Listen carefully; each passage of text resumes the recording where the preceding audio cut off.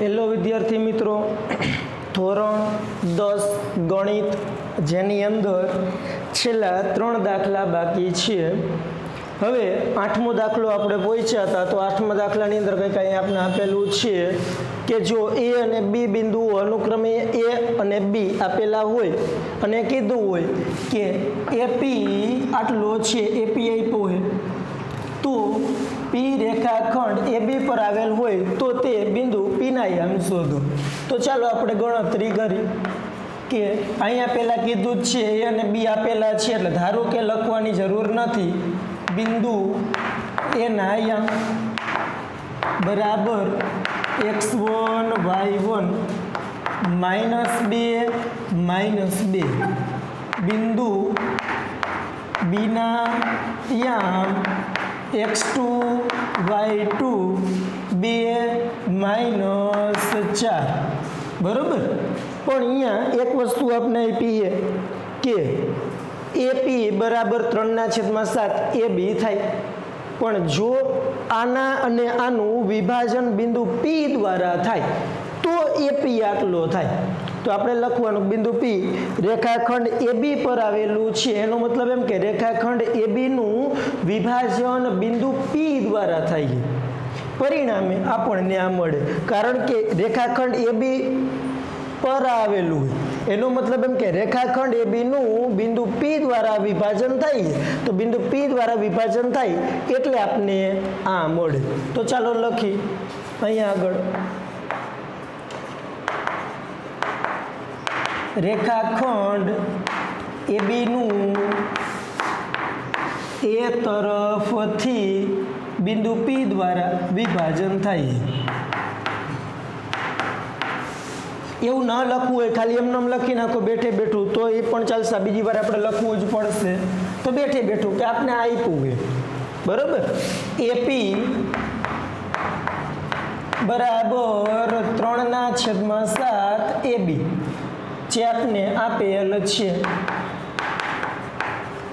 અને બીજું એવું પણ કીધું હોય કે બિંદુ પી રેખાખંડ એબી પર આવેલ છે. બિંદુ પી એ રેખાખંડ એબી પર આવેલ છે. જો એ બિંદુ પી રેખાખંડ એબી ઉપર આવેલું હોય તો આવું કંઈક થાય કે રેખાખંડ, હવે એ લખવાનું એબીનું એ તરફથી બિંદુ પી દ્વારા વિભાજન થાય છે બરોબર. બિંદુ પી દ્વારા એનું વિભાજન થાય, પણ આપણે કયા ગુણોત્તરમાં વિભાજન થાય ખબર નથી. તો આપણે લખવું હોય તો લખાય વિભાજન બિંદુ પી દ્વારા M1/M2 ગુણોત્તરમાં વિભાજન થાય છે. કયા ગુણોત્તરમાં વિભાજન થાય? M1/M2. પણ આપણે અહીં લખી નાખી. તેથી એપી ભાગ્યા પીબી બરાબર M1/M2 થાય. બરાબર ખબર નથી, પણ મને એપી અને પીબી આપ્યા હોય એમાં એપી આપેલો છે, પીબી આપેલો નથી બરોબર. પણ મને ખબર છે કે કોઈ એક રેખાખંડ હોય બરોબર આવી રીતે જેમાં એબી હોય ને વચ્ચેનું બિંદુ પી હોય તો એપી વધતા પીબી એટલે એબી થાય. તો આપણે લખવું હોય તો લખી શકીએ કે બિંદુ પી એ રેખાખંડ એબી પર આવેલ છે. બિંદુ પી એ રેખાખંડ એબી પર આવેલ છે. તેથી એબી બરાબર એપી વત્તા પીબી થાય. એબી બરાબર એપી વત્તા પીબી થાય. પણ આપણે એપી તો જાણી છીએ બરોબર, એપી જાણી પણ પીબી જાણતા નથી. તો મારે પીબીનું મૂલ્ય જોતું હોય તો મારે એબીનું અથવા એપીનું મૂલ્ય મૂકવું પડે. પણ એપીનું મૂલ્ય એબીમાં આપેલું હોય એનો મતલબ એમ કે એપીની જગ્યાએ મૂકી દે. તો ચાલો એપીની કિંમત અહીંયા મૂકતા એબી એમનેમ એપીની કિંમત મૂકો 3/7 એબી વધતા પીબી પ્લસ એ પેલી બાજુ જાય તો માઇનસ થાય. આ બાજુ પીબી એમનો ભાગાકારમાં 7 છે તો 7 લસા લઈ અહીંયા 7 ગુણી એટલે 7 વખત એબી અને 3 વખત એબી હતું. 7 વખતમાંથી 3 વખત બાદ થાય એટલે 4 વખત એબી વધે બરાબર પીબી એમનો. તો પીબી એટલે શું મળ્યું તો કે આટલું મળ્યું. હવે તમે એપી જાણો હો અને પીબી જાણો હો, બંને વસ્તુ જાણો છો તો તમે ગુણોત્તરની અંદર બંને વસ્તુ મૂકી શકો. તો ચાલો ગુણોત્તરની અંદર બંને વસ્તુ મૂકી દે.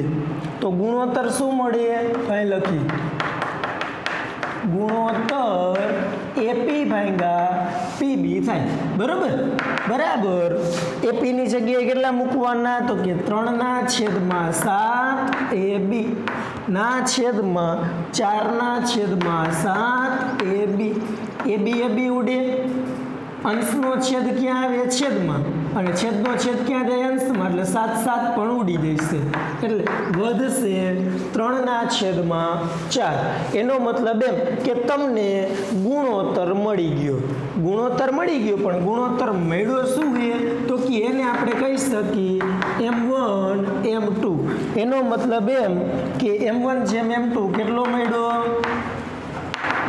M1 જેમ M2 કેટલો મળ્યો 3/4.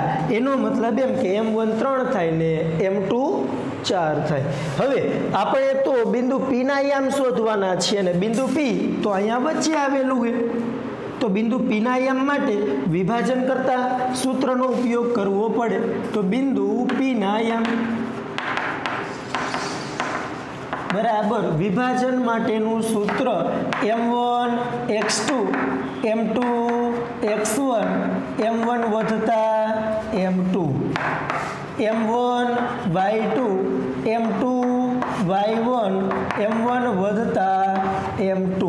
હાલો M1 કેટલા છે તો કે 3, x2 કેટલા છે 2, M2 કેટલા છે 4, x1 કેટલા છે -2, M1 3 અને M2 4. હાલો M1 કેટલા હતા 3, y2 કેટલા હતા -4, M2 કેટલા છે 4 અને y1 કેટલા છે -2 છેદમાં M1 વધતા M2. 3 દુ 6, 4 દુ 8 પણ કેવા પ્લસ ગુણ્યા માઇનસ એટલે માઇનસ. 4 ને 3 7, 4 તેરી 12, 4 દુ 8, 4 ને 3 7. બરાબર. તો આ રીતે આપણને એનો કંઈક જવાબ મળશે. પણ કહેવાનો મતલબ એ કે 6 માંથી 8 જાય એટલે 2 અને 7 એમનો, 12 ને 8 20 ને 7 એમનો ઉડે તો ઉડાડવા, નકર પછી આપણું બિંદુ જે P હતું એના યામ મળે. તો બિંદુ P ના યામ આટલા મળે. તો છેલ્લે લખવાનું આમ બિંદુ P ના યામ અને એનો કંઈક વિભાજન કરતા ગુણોત્તર પણ કીધું હતું તો કે ના એ નથી કીધું. તો બિંદુ P ના યામ -2/7 અને 20/7 મળે પણ માઇનસ. તો આ રીતે આખો દાખલો તમારે ગણવો પડે. એટલે આ હતો દાખલા નંબર 8. કઈ રીતે બિંદુ A બિંદુ B આપણે આપેલું હતું, આના ઉપરથી આપણે આવું લખ્યું પણ એની કિંમત તો ડાયરેક્ટ મૂકી ન શકાય. એપી જાણી પીબી તો જાણતા નથી તો પીબી મેળવવા માટે મેં ફરીથી લખ્યું, એમાંથી મેં પીબી મેળવ્યો. એપી જાણી પીબી એ જાણી, બંનેની કિંમત મેં ગુણોત્તરમાં મૂકી. બરોબર. એટલે મને મળી ગયો ગુણોત્તર મળી ગયો એટલે આપણે બિંદુના યામ જાણી શકીએ.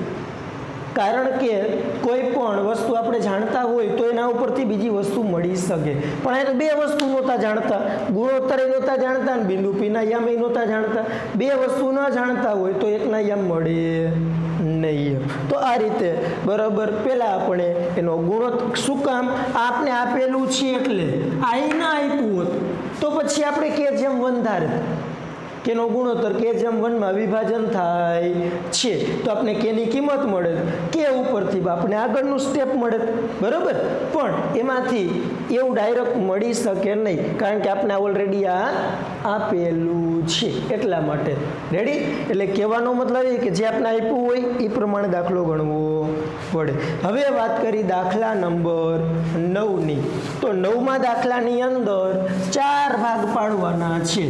હવે 4 ભાગ પાડવા હોય તો પહેલાં જ આપણે કીધું હતું એક દાખલો આવો આપણે આવી ગયો, 3 ભાગ પાડ્યા હતા. જેટલા ભાગ પાડવા હોય એના બરોબર એક બિંદુ ઓછું લેવાનું. તો 4 ભાગ પાડવાના કીધા તો કેટલા બિંદુ લેવાના? 3 બિંદુ લ્યો એના ઉપર એટલે 4 ભાગ પડી જાય. તો ચાલો જોઈ કેવી રીતે 4 ભાગ પડી જાય.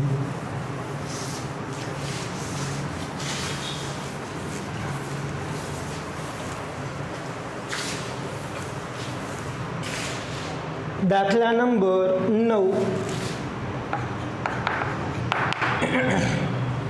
એ -2 અને 2 એ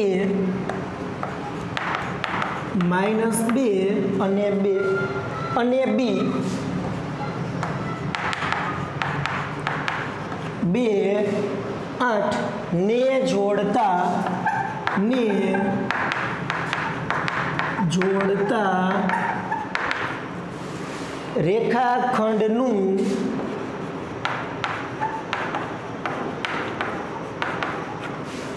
ચાર સમાન ભાગમાં વિભાજન કરતા 4 સમાન ભાગમાં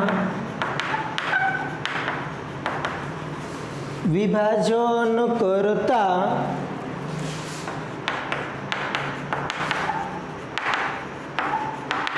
બિંદુના યામ શોધો. બિંદુઓના યામ શોધો. કેટલા ભાગ પાડવાના છે? 4 સમાન ભાગ પાડવાના છે. એવા યામ બરોબર શોધવાના છે. તો આપણે જોઈ લે પહેલા જે આપ્યું એ બિંદુના યામ તો આપણે આપેલા જ છે. તો શરૂઆત જ આપણે અહીંયાથી કરી કે બિંદુ એના યામ x1 y1 -2 અને 2 છે, અને બિંદુ બીના યામ x2 y2 2 8. આ શું કર્યું હે? આપેલ છે. આવું કંઈક આપ્યું હોય, આ એ અને આ બી. રેડી? પણ એમાં શું કરવાનું છે? ધારો કે એના 4 સરખા ભાગ પાડવાના, પણ પહેલા હું 2 જ ભાગ પાડું એટલે આ એનું વચ્ચોવચનું બિંદુ એટલે મધ્ય બિંદુ થાય. તો અહીંયા કોઈ એક આપણે નામ આપી દે. એ જ વસ્તુ ફરીથી આ જે બિંદુ છે આને ભૂલી જાઓ, અહીંયા વચ્ચે લઈ લે તો આ 2 બિંદુનું વચ્ચોવચનું બિંદુ થાય. આ બિંદુ મને મળે તો એનું પાછું પહેલા આ 2 બિંદુનું મધ્ય બિંદુ, આ 2 બિંદુનું મધ્ય બિંદુ, પછી આ 2 બિંદુનું મધ્ય બિંદુ મેળવો. એનો મતલબ એમ કે આને આપણે નામ આપી દઈએ બિંદુ P Q R. હાલમાં આ 2 બિંદુ ભૂલી જાય એટલે કયું બિંદુ થયું? Q. અને Q બિંદુ એટલે શું થયું? તો કે રેખાખંડ AB નું મધ્ય બિંદુ. તો આપણને Q બિંદુના યામ મળશે. પણ ધારો કે Q બિંદુના યામ મળી ગયા પછી આપણે કહી શકીએ કે રેખાખંડ AQ બની જાય. આ ભૂલી જાય. રેખાખંડ AQ નું મધ્ય બિંદુ એટલે P બિંદુ. તો રેખાખંડ AQ નું મધ્ય બિંદુ મેળવો એટલે P બિંદુના યામ મળી જાય, અને રેખાખંડ QB નું મધ્ય બિંદુ મેળવો એટલે તમને R બિંદુના યામ મળી જાય.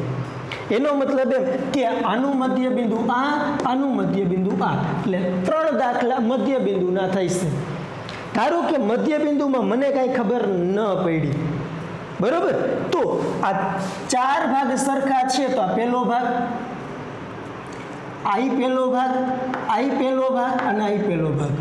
ધારો કે મારે આ બિંદુના યામ જોઈએ એટલે આ 2 ભૂલી જવાનું, કેટલા ભાગ થયા આ 1 ગણો 1 2 ના 3 ગણો 1/3 તો રેખાખંડ AB નું બિંદુ P દ્વારા 1/3 ગુણોત્તરમાં વિભાજન થાય છે આને ભૂલી જાવ અહીંયા લઈ લો Q બિંદુ 1 ને 1 2 1 ને 1 2 2/2 ગુણોત્તરમાં બીજો દાખલો 2/2 ગુણોત્તરનો ગણવાનો આને ભૂલી જાવ ત્રીજો દાખલો 1 2 ને 3 3/1 ત્રીજો દાખલો 3/1 ગુણોત્તરનો ગણવાનો એનો મતલબ એમ કે આ એની બીજી રીત થઈ તો આ રીતે બંને રીત વાપરી શકાય પણ આપણે મધ્ય બિંદુ વાળી રીત વાપરી બરોબર તો હાલો Q બિંદુ એ રેખાખંડ AB નું શું થાય છે મધ્ય બિંદુ થાય છે તો મૂકી દે કે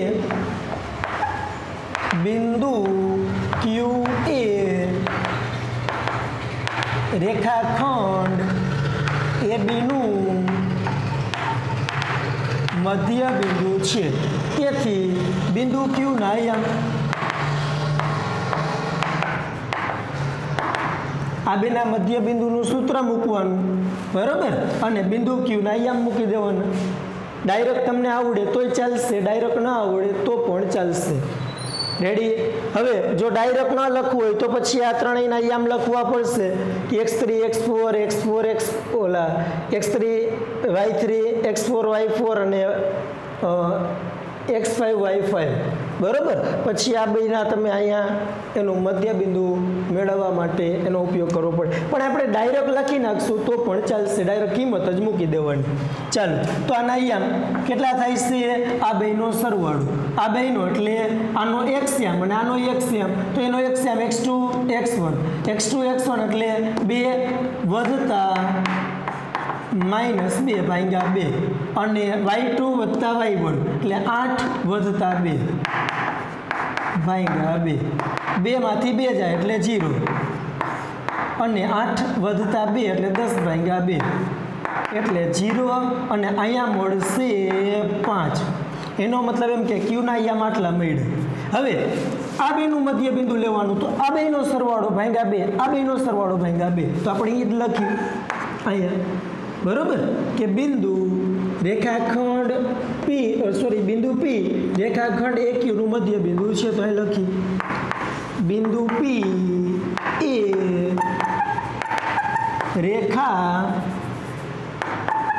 રેખાખંડ AQ નું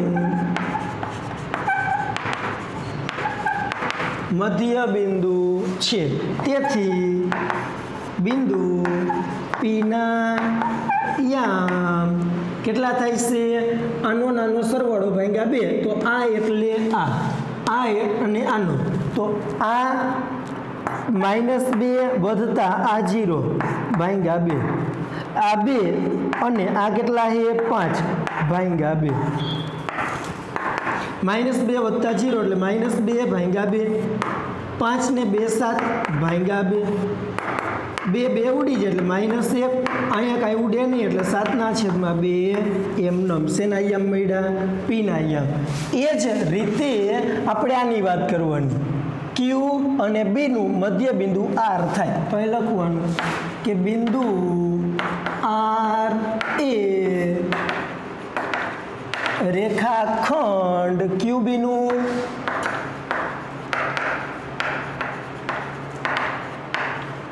QB નું મધ્ય બિંદુ છે તેથી બિંદુ R ના યામ કેટલા થાય છે R ના યામ આ બેનો સરવાળો ભાગ્યા 2 બેનો સરવાળો ભાગ્યા 2 એનો મતલબ એમ કે Q અને B તો B અહીંયા છે અને Q બિંદુ અહીંયા છે તો એ બેનો સરવાળો 2 વત્તા 0 ભાગ્યા 2 8 વત્તા 5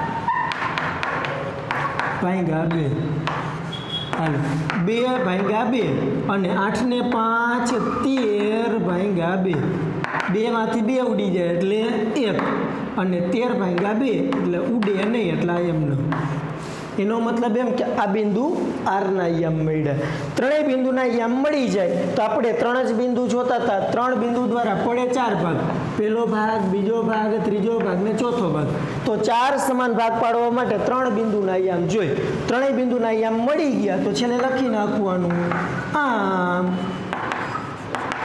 રેખાખંડના અથવા તો એના યામ જે આપ્યા હોય તે, બરોબર, કે એ બી રેખાખંડને જોડતા રેખાખંડનું 4 સમાન ભાગમાં અથવા તો રેખાખંડના 4 સમાન ભાગ પાડતા વિભાજન કરતા બિંદુના યામ રેખાખંડના 4 સમાન ભાગ પાડતા વિભાજન બિંદુના યામ એક આ અને એક આ મળે. યામ પી કેટલા હે તો આ પી બિંદુના હે ને એટલા -1 અને 7 2. ક્યુ બિંદુના યામ કેટલા છે? ક્યુ બિંદુના 0 5, બરોબર, અને આર બિંદુના યામ કેટલા છે? 1 13/2 મળે. તો આ 3 બિંદુઓ મળે.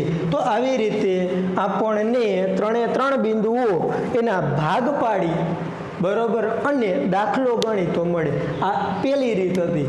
બીજી રીતમાં મેં તમને કીધું એમ આ પહેલો ભાગ અને આ 3 ભાગ, એનો મતલબ એમ કે રેખાખંડ AB નું એ તરફથી 1/3 ગુણોત્તરમાં વિભાજન કરે. આ બીજી રીત. હાલો, એટલે પેલો દાખલો બિંદુ P માટે મળી ગયો. બિંદુ Q માટે આ 2 ભાગ, આ 2 ભાગ 2/2. તો રેખાખંડ AB નું એ તરફથી બિંદુ Q દ્વારા વિભાજન થાય 2/2 ગુણોત્તરમાં, અને બિંદુ R દ્વારા 3/1. તો આ રીતે પણ એના 3 બિંદુના યામ મળી શકે. તો આ હતો દાખલા નંબર 9. હવે વાત કરી દાખલા નંબર 10ની, અને આપણા કોર્સનો છેલ્લો દાખલો એટલે દાખલા નંબર 10. તો દાખલા નંબર 10 જોઈ લઈ. શું કી હે રકમ? વાંચો જોઈ.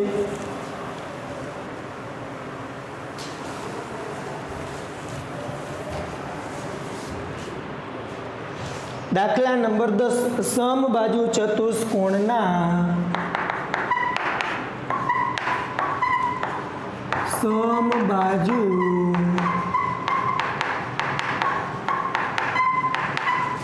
ચતુષ્કોણના ક્રમિક શિરોબિંદુઓ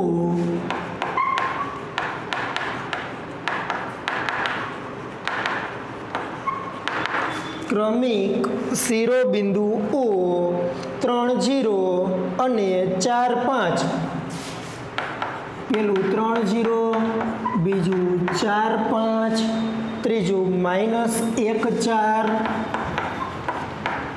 અને ચોથું અને -2 -1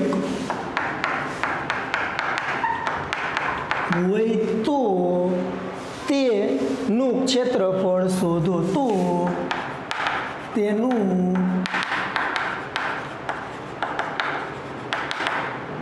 ક્ષેત્રફળ શોધવાનું કીધું. પણ ક્ષેત્રફળ શોધવા માટે તમને એ દાખલામાં નીચે કાઉન્સમાં એક સૂચન આપ્યું હોય. સૂચન એટલે સૂત્ર આપ્યું હોય. તો એ સૂત્ર આ દાખલામાં આપેલું છે.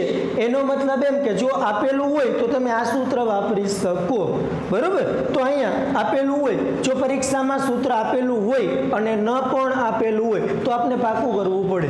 જો આપેલું હોય તો તમે ડાયરેક્ટ ક્યાંથી વાપરી શકો? અહીંયા આપેલું છે એનો મતલબ એમ કે પરીક્ષામાં પણ આપેલું હોઈ શકે, બરોબર. તો અહીંયા સૂચન એને આપ્યું છે કે આ સૂત્રનો ઉપયોગ કરવાનો. એમ સૂચન શું કીધું છે? તો કે સમબાજુ ચતુષ્કોણનું ક્ષેત્રફળ, સમબાજુ ચતુષ્કોણનું ક્ષેત્રફળ બરાબર 1/2 કાઉન્સમાં તેના વિકર્ણનો ગુણાકાર થાય. તેના વિકર્ણનો એટલે શું કહે, જો તમારે આ ચતુષ્કોણનું ક્ષેત્રફળ જોતું હોય ને તો આ સૂત્ર મૂકવાનું, એના વિકર્ણનો ગુણાકાર કરવાનો. પણ વિકર્ણનો ગુણાકાર એટલે આપણને એક બાજુથી એવું કહેવા માંગે કે તમારે અહીંયા 4 બિંદુના માપ આપ્યા છે, એમાંથી વિકર્ણના માપ મેળવવાના છે. જો વિકર્ણના માપ તમે આમાં મૂકી દો અને એનો ગુણાકાર કરી નાખો તમને ક્ષેત્રફળ મળી જાય. તો ચાલો આપણે વિકર્ણનું માપ મેળવી. તો અહીં લખી નાખી કે બિંદુ આપ્યા પણ બિંદુના નામ નથી આપ્યા, તો બિંદુના નામ ધારવા પડશે. તો લખી, ધારો કે બિંદુ એના યામ x1 y1 કેટલા આપ્યા છે 3 0. બિંદુ બીના યામ x2 y2 કેટલા આપ્યા છે 4 5. અને બિંદુ સીના યામ x3 y3 -1 4. અને બિંદુ ડીના યામ કેટલા આપ્યા છે x4 y4 -2 -1. એનો મતલબ એમ કે આ 4 બિંદુના યામ આપ્યા તો ચારેય ધારી લીધા, કારણ એ ક્યુ અને બી ક્યુ અને સી ક્યુ અને ડી ક્યુ. બરાબર. પણ એ હોય આ રીતે કે સમબાજુ છે એટલે બધી બાજુ કેવી હોય, સરખી હોય. તો બધી બાજુ સરખી હોય, બરાબર, પણ એના વિકર્ણ સરખા હોય ન પણ હોય. એનો મતલબ એમ કે તમારે આ વિકર્ણ શોધવાના છે. આ એ બિંદુ લાઈનમાં આપ્યા એ બિંદુ, બી બિંદુ, સી બિંદુ, ડી બિંદુ, એ બી સી ડી લાઈનમાં, બરાબર. તો એસી એનો વિકર્ણ થાય છે અને બીજો વિકર્ણ થાય છે બીડી. તો વિકર્ણના માપ મેળવવા માટે આપણે એક એસી અને એક બીડી મેળવવો પડશે. તો ચાલો વિકર્ણ આપણે મેળવી, એમાં એસીનું માપ મેળવી. હાલો, એસીનું માપ મેળવવા માટે સૂત્ર શું છે તો કે અહીંયા એસીનું લેવાનું, x3 માંથી x1 બાદ અને y3 માંથી y1 બાદ. હાલો, x3 ની કિંમત મૂકો -1 માઇનસ x3 ની કિંમત x1 ની કિંમત મૂકો 3, y3 ની કિંમત મૂકો y3 4 અને y1 ની કિંમત મૂકો 0. પણ બધા શેમાં છે વર્ગમૂળમાં. 3 અને 1 4 પણ કેવા માઇનસ, 4 કેવા માઇનસ. -4 નો વર્ગ ચોકે ચોકે 16 અને ચોકે ચોકે 16 કેટલી વખત આવ્યા 2 વખત, બરાબર. તો તમે એવું પણ લખી શકો કે 2 ગુણ્યા અથવા તો આની અંદર 16 અને 16 32 નું વર્ગમૂળ કાઢો, 16 દુ 32 ને 16 નું નીકળે 4 એટલે 4√2. એનો મતલબ એમ કે આ થાય છે 32 અને 32 નું વર્ગમૂળ 4√2. કાંઈ આપ્યું નથી તો એકમ. રેડી. તો આ મળ્યું એસીનું માપ. હવે વાત કરી બીડી વિકર્ણનું માપ. તો આપણે બીડી લખી, બીડીનું માપ એટલે તો કે બિંદુ બી અને બિંદુ ડી નું અંતર x4 માંથી x2 બાદ અને y4 માંથી y2 બાદ. હાલો, x4 ની કિંમત કેટલી છે જોવો જોઈએ -2 અને x2 ની કિંમત કેટલી છે 4 નો વર્ગ. y4 ની કિંમત કેટલી છે -1 અને y2 ની કિંમત કેટલી છે 5. ચાલો, 4 ને 2 6 પણ કેવા માઇનસ, 5 ને 1 6 કેવા માઇનસ, 6 નો વર્ગ 36, 6 નો વર્ગ 36 અને 36 અને 36 એટલે કેટલા થાય છે 7, 35 દુ 70 ને 2 72 જેવું થાય છે, બરાબર. અથવા એવું લખી શકાય કે 72 ના ભાગ પાડો એટલે 36 દુ 72, 36 નું વર્ગમૂળ 6√2 એટલે અહીંયા થાય છે 72 અને 72નું વર્ગમૂળ થાય છે 36 ગુણ્યા 2 36નું 6 અને 2નું નીકળે નહીં. એકમ પણ શેનું મળ્યું? બીડીનું માપ. રેડી? પણ આપણે અહીંયા તો ડાયરેક્ટ સૂત્ર આપ્યું છે કે સમબાજુ ચતુષ્કોણનું ક્ષેત્રફળ જોતું હોય તો તેના વિકર્ણનો ગુણાકાર કરવાનો. વિકર્ણ 1 વિકર્ણ 2. તો આપણે ડાયરેક્ટ સૂત્ર મૂકીએ કે સમબાજુ ચતુષ્કોણનું ક્ષેત્રફળ બરાબર વનાફ તેના